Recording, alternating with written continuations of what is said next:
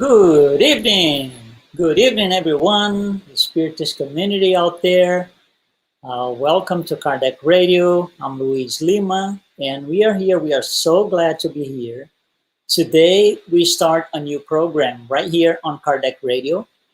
And let me explain a little bit about our program. Program name is called Spiritism. We really want to go into Spiritism and put this magnifier on certain things and go and do an in-depth study on several different topics. Let me explain a little bit about the dynamics of our program. Weekly, we will run for between, I would say, 30 and 45 minutes. So starting at 7 p.m. Eastern Time until 7:30, 7:45. This is weekly, as I said. It's an in-depth program. We're going to use different methods. Sometimes it's going to be short presentations, interviews, little talks, video clips. It depends on the subject. It depends on what we want to bring to you, what we want to present. We deeply encourage participation from the audience. If you're live or if you're not, we're going to explain about this a little bit. And I want to tell you that this is a series of studies. It's a series of studies, but it's not one study per week. The first topic that we are going to discuss is called evolution. As you can imagine, evolution is something huge, huge, huge. In terms of timing, it requires hours and hours and hours of study, debates, discussions. So it's a long, long, long study. And again, the way that we do this is we break down in weekly presentations and programs for about between 30 and 45 minutes each week. So we're starting with our first topic, evolution. Because evolution, oh, by the way, let me tell you something else. Part of our dynamics as well is at the end of every meeting or every study, we will post a link to a question. And we really encourage you to participate and answer to the question. The question will be available from the end of the presentation until the beginning of the next presentation the week after. So you have about 7 days there to think about the subject and cast your answer. So you get that link at the very end of our presentation, each one of us, each week. And again, you really should participate. Participation, at least I see in two ways. One is to bring more content because we're all learning, all of us. I am, you are, everyone is learning. The more content we bring to the table, the more we have the opportunity to discuss, to understand, to revise sometimes a concept, read and research. So it's beneficial for all of us. And again, first topic, evolution. Well, can you imagine how many hours it's going to take to do that? It's even a difficult subject to begin with because how can we define what we're going to discuss? So let me give you a little bit of an insight here. These are some of the things that we are going to discuss throughout these several months. There is no rush per se because every week we will have content that is being presented by you, the audience, bringing us suggestions and questions and all of that, and I'll bring some as well. So, we cannot assign or pre-assign a length to this course. It's just very long. That's all I can tell you. So here are some of the subjects you see it on the screen that we are going to discuss while talking about evolution. So we're talking about the creation, spiritist principle, intelligent principle, fluids, vital principle, evolution of the planet itself as a condensed matter, evolution of the spirit, about the kingdoms, races, humanity, also perispirit, reincarnation, which is a cycle, moral and intellectual progress, evolution of thought, religious thought, and much, much, much, much more. It's requires a lot of, I would say, dedication from all of us, you too, because if we want to get to the bottom of this, we need to be on this together. So your questions will help, your comments will help, and again, I really invite you to participate with us.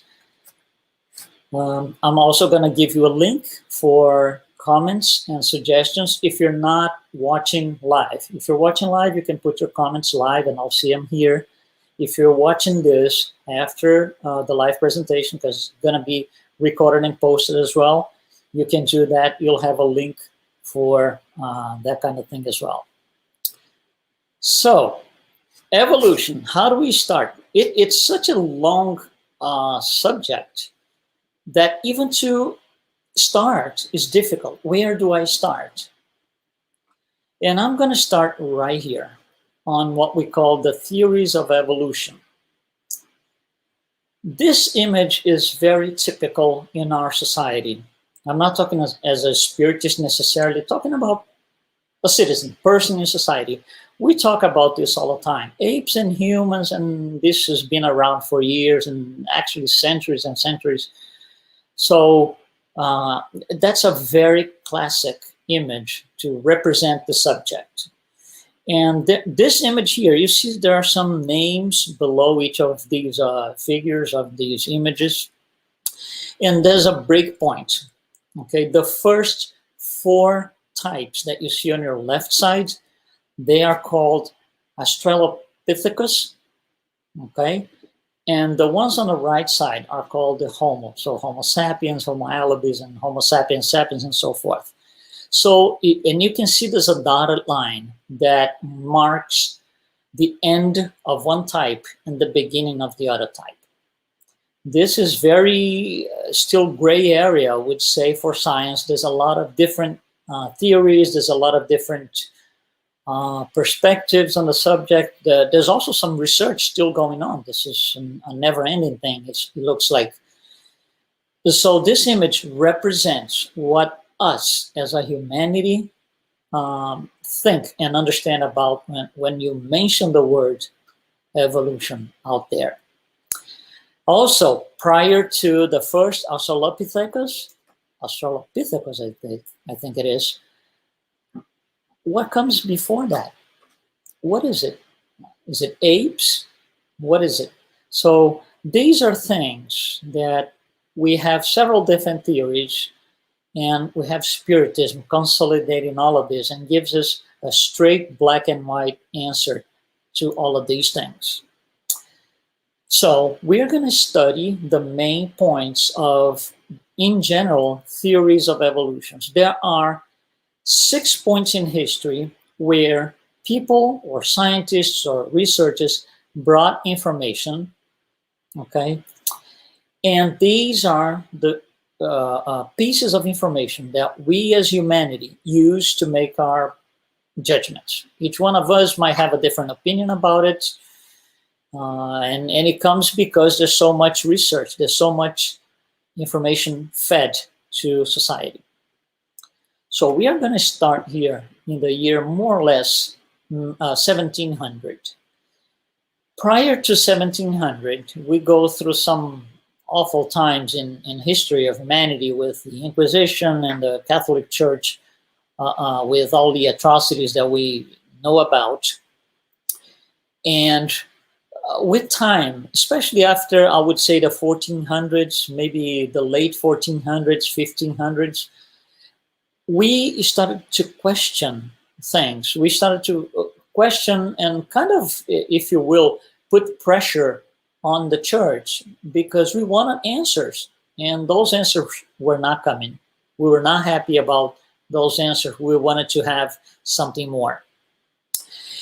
And then in 1700, the church gave us their thought in like a more black and white form. This is what we think it is.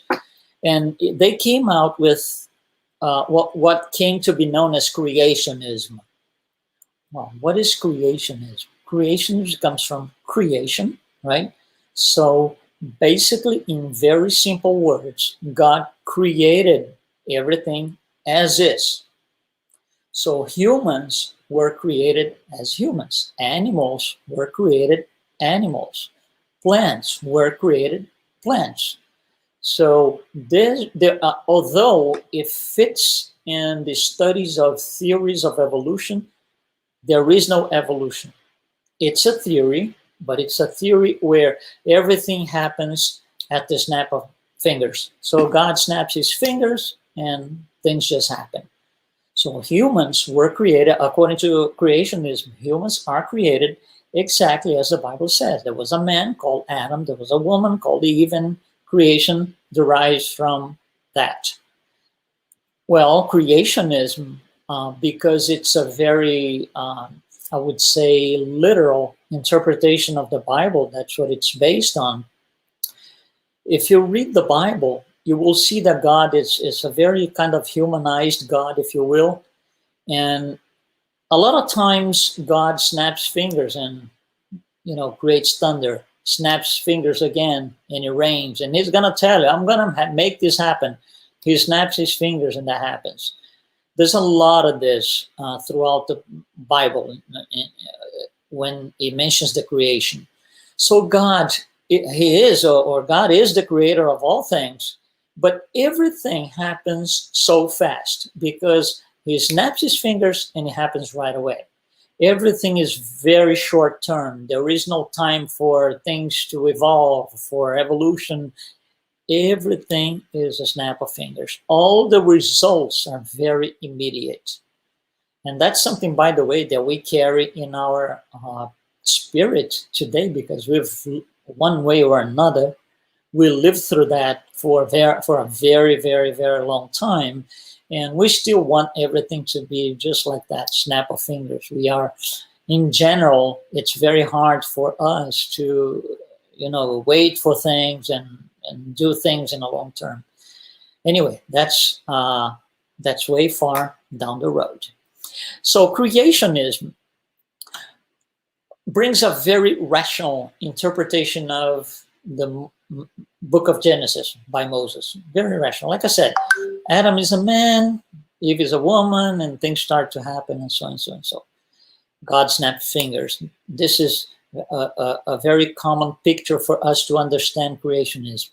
God snaps fingers and things happen. That's in the 1700s. After the 1700s, things start to change a little bit because Newton, a little bit before that, René Descartes was on board, if you will, right?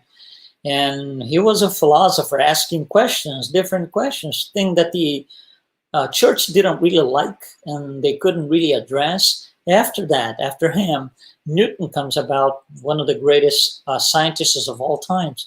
And Newton is, he wants answers. Newton, by the way, he had one big question, which is, how does the universe work? So he couldn't get that from church. So the church starts to feel the heat of pressure from certain people in science, some philosophers. So, they had to deal with that since the 1700s. So that's called creationism. After that, about 100 years after that, another figure comes online, if you will, or comes aboard. Lamarck, Jean-Baptiste Lamarck. He was a French man. He studied the environment at length. And he would say this: evolution is a result of an adaptation to environment. So not human beings only, but life in general has to adapt itself to the environment. So animals will adapt, plants will adapt, so we will adapt. That was his quest. And this is totally 100% contrary to creationism, where there is no evolution. So Lamarck, he meets the church frontally, and he was very, very picky in his way of doing with this thing. So that you have an idea, he would say to the church something like this: you tell me that the world was created in 6 or 7 days, depends on how you interpret. So let's say 7. So you tell me the world was created in 7 days. In which day, because of the snap of fingers, right? In which day was the giraffe created? Yeah, the giraffe with that long neck. So he was very picky about the lack of answers from the church. And he was really putting a lot of pressure on the church. So he came with this idea that there is evolution, there's adaptation, there's evolution. And with that, he brings what is considered the first law of Lamarck, which is inheritance of acquired characteristics. So one generation inherits characteristics from the past generation. That would be his first law, which again is totally contrary to the idea of the church. What is this inheritance of acquired characteristics? According to himself, it's an organism can pass on to its offspring physical characteristics that the parent acquired through use or disuse during its lifetime. So for him, for example, the neck of the giraffe was an adaptation from, previous animals that for some reason had the need to kind of do like this with their heads to reach something that was high. So that would be the first law of Lamarck. His second law is things that we use, we meaning animals, plants, beings, things that we use will develop. Things that we do not use will atrophy. That was his thing. And then he said the only way, because that was his question, he couldn't answer himself at the time. He wasn't able to get a straight answer on that. But how can one generation pass characteristics to the next generation? So he would say that this is in his days, in the 1800s. There's got to be some sort of cellular memory that the cells on one animal, for example, will pass to the cells of its offspring. He couldn't explain why. So for now, we're just mentioning what the theories are. Okay, we are here to study Spiritism, but we need to know where Spiritism fits in these theories of evolution. So we got two theories so far, Lamarck and Creationism. 50 to 60 years after Lamarck, the very famous, probably the most famous of all theories, Charles Darwin, he comes on board. And he comes along with a publication following a 20-year research in different places of the earth, studying animals and plants, birds in South America. He was very impressed with the birds in South America. He was a British guy, so he didn't see any of those species in Britain, so he was very impressed. At the end of his studies, he publishes a book, which is called On the Origins of the Species. And by the way, in those days, the title of the books was not something catchy and kind of like it is today, marketing. 2 or 3 words are, very clever. No. The names of the books was almost like a sentence.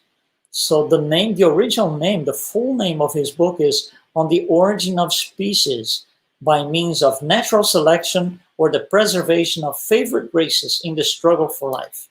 Yeah, no, it's long. I agree too.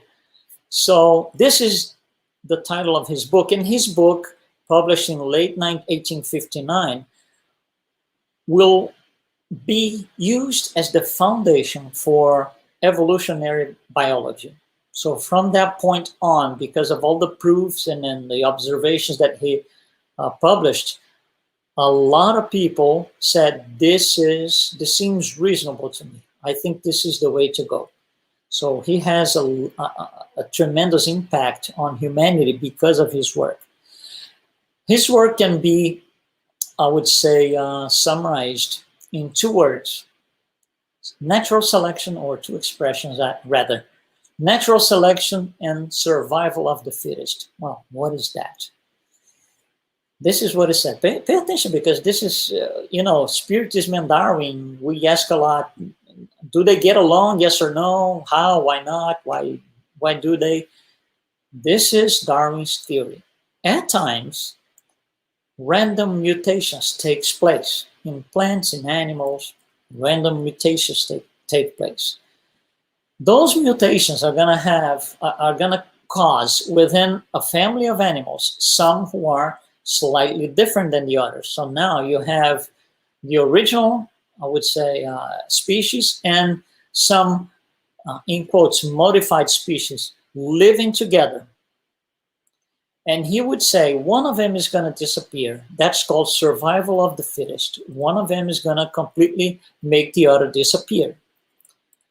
And then he would say, with that, what the fight to survival is going to cause superpopulation, because these animals, these plants, and even people, even us, we are going to be fighting for our lives. We are going to, for example, the idea that food may not be available one day, so I need to make sure I'm going to have food for the rest of my life. And so this gives us the impression that there is a superpopulation because we are going to have no food enough, no water enough. That was all consequences from the works of Darwin. Not that he necessarily wrote it, but those are consequences of what he said. So because of that, we are in the middle of the jungle fighting for our lives. That's called the law of the jungle. So the law of the jungle is the idea that I need to be better than the others and I need to survive. Basically, it's survival. That's what he stated as natural selection. So some some animals, some plants, they will survive. They will be selected, if you will, to survive. Others will not. This is the concept of natural selection. This here is Darwin. This is his theory. Now, his theory has two more things that matter to us. At one certain point, it was brought to us humanity, okay, at a certain point after his publications, that things were not really well explained. And somebody created the expression coming down from the tree, in which what this means is the monkey or the apes, they're up on the tree eating bananas. They come down from the tree and start walking like humans. Of course, that's a metaphor, it's not this. But that's the general impression that his work left to a lot of people. A lot of people bought this idea, monkeys or apes came down from the tree and became men or humans. Of course, that's not what it is. And he never wrote that. It was just a perception that some people had upon his theory. And the most important thing outside the theory, but the consequence of his work. Until then, until the 1850s or so, I just mentioned that the church was the provider of the truth. You wanted to know something, you would go to the church, to the priest, to whatever, bishop, and you would just ask him, how is this and that? The problem is, throughout the centuries, the church was having no answers at all for anything. For example, remember, I just mentioned Jean-Baptiste Lamarck. He would go to the church and say, what day was the giraffe created? And the answer from the church was, you don't ask like something like this. So the answer for all the questions became, you don't ask that. Meaning the truth provider is lacking answers. Now, the questions that we had for centuries and centuries and centuries, now with Darwin, the questions started to have answers. The answers started to appear. So now we have answers. Now we know why animals are this way and plants are that way, why things are happening in a certain way. So with time, and it didn't take too long, I'll tell you, with time, the truth provider changed hands. It came out of the hands of the church into the hands of science. And it's still that way today. Today, the provider of the truth, or the truth provider, is still the science. You want to know something? What does the science say? Do they agree? Is there scientific proof of this? Because the truth of provider is science. And it became science because of Charles Darwin with his work, The Origin of the Species.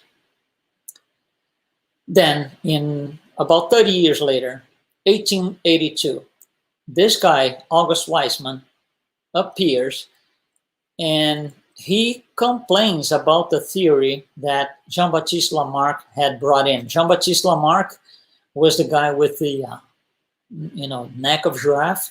So Weismann said, this theory is wrong. This is not right. And I'm going to prove that Lamarck was wrong. So what he does is he conducts a 5-year-long experiment with mice. And this is what he does. He takes a mice, cut the tail. That mice has its offsprings. The offsprings have full tail. So the first generation carries over a full tail. So he takes one from the first generation, does the same thing, cuts the tail. So that first generation has offsprings. Now it's the second generation. Second generation is born with the tail. Same for the third, same for the fourth, and same for the fifth generation. So he says, this thing about carrying over acquired characteristics, that's basic in Lamarck's theory. This is wrong because I'm cutting the mice's tails, and the offsprings, they are born with tails. So this does not apply. Well, Spiritism explained that in a beautiful way, which we're going to touch later on, much later, maybe in a few weeks. But what this means to us is, what's mean to science is, Lamarck is dead. Lamarck's theory is off track now. We don't consider Lamarck anymore. So now there's only one, Darwin. So Weismann shuts down Lamarck's theory. In 1895, something new comes, which is called NeoDarwinism. But why do we need something new compared to Darwin? Because when Darwin put his theory out, we did not know the laws of genetics by Mendel. So Mendel's genetic studies about the genes and everything else, they were not known. When they became known, certain things in Darwin's theory didn't work anymore. They became inconsistent. They became not compliant with Mendel's gene studies and theories. So we had to kind of blend both. So the people who believed that Darwin was still right, but Mendel was also right, they blended both theories, and that's why Neo-Darwinism is, that's how it was born. It's a blend of two things to make sense. And it didn't, because right after that, in the early 1900s, a lot of things were discovered and found. Science never stops looking for the truth. That's the role of science, find the truth as well. So certain things were found that didn't make any sense, and Neo-Darwinism was that. Then, more recently, in 1996, another and the last theory that we are going to discuss here was born, and it's called the intelligent design. It's a very interesting theory, and it had a lot of expression when Michael Behe, that you see here on the picture, he published a book called Darwin's Black Box. In his book, okay, he brings a theory which is called irreducible complexity. This is what it is. If you do reverse engineering, okay, if you come back in time, so you have an animal, you take the animal, go back and try to find its origin, there's going to be a point where you can no longer go back because you don't have any more reference. It's more likely the atom, remember, you get a piece of wood, you cut in two, then you cut another half in two, you keep cutting. There's going to be a point where you have one atom and you can't find where it came from. It's the atom, not divisible, right? So it's about the same thing. So when you get back to that point, that there was a snap of fingers in there. So this is kind of a blend between snap of fingers and evolution, but it's still a form of creationism. It's still a form of creationism. Okay, so just make sure that we're all on the same page. Okay, and we welcome your comments and questions if you have, please. So we have 6 theories here. Each one has its own central line of thought. They are not the same. Some are conflicting actually with others. But these are the 6 most common, most studied in our society, in humanity, I would say. And then we, now as Spiritists, okay, we look at all of this thing, and what do we say about Spiritism? Where are we? Right? Where are we with Spiritism? We're going to address that, but let me show you something here first. This is such an interesting and difficult subject that some people agree with creationism, some people agree with evolutionism, and people are both. This is a graphic that shows a little bit. It's a nice curiosity. That's why I'm showing you this. This is a research survey, actually. It's a survey in the schools here in the US about creationism and evolutionism. So you can see here, people were asked questions about, should we teach evolution only, not creationism? Should we teach creationism only, not evolution? Should we teach both, none? It's very interesting, very interesting. So let me summarize what we see here on this graph. 20% of the people think we should teach evolution only in public schools, no creationism. 19% says creationism can be discussed in a science class, not as a belief. Oh, I mean, as a belief, not as a theory. You can talk about it, but it's not a theory. Some other people said only evolution should be taught in science classes, 17%. 16% said only creationism should be taught, no evolutionism. And other people will say, you know, it's a balance. You can teach one and the other at the same time. So you can see here by this graph, there's a lot of different opinions. There is no, you know, a dominant opinion like 90% one, 10% other, not at all.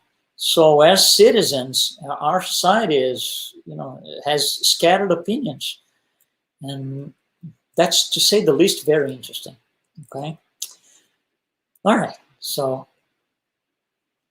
I want you to think about something. Creationism is here on your left side of your screen. Evolutionism is here on the right side of your screen. How about us? Are we creationists? Are we evolutionists?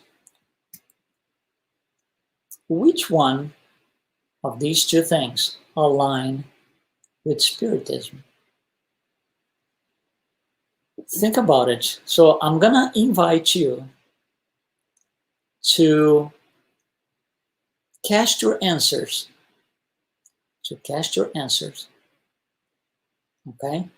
When you go to, let me just do this here for you. When you go to our link for casting your answers. So I'm gonna publish this link here. This is what it is. You see here, question of the week. If you go to this link, you can also use, if you're on a computer, you can also use the logo on the top left. That's the QR code. If you click in there, it's gonna tell you, it's gonna send you directly to that link. On that link is a question about evolution. There's a question and a few options in there. So we encourage you to participate with us. If you're not watching us online, not a problem. This will be up for the week until next Wednesday. So think about everything that we spoke. Think about if you need to read something about it. That's always interesting. Bring your comments and questions.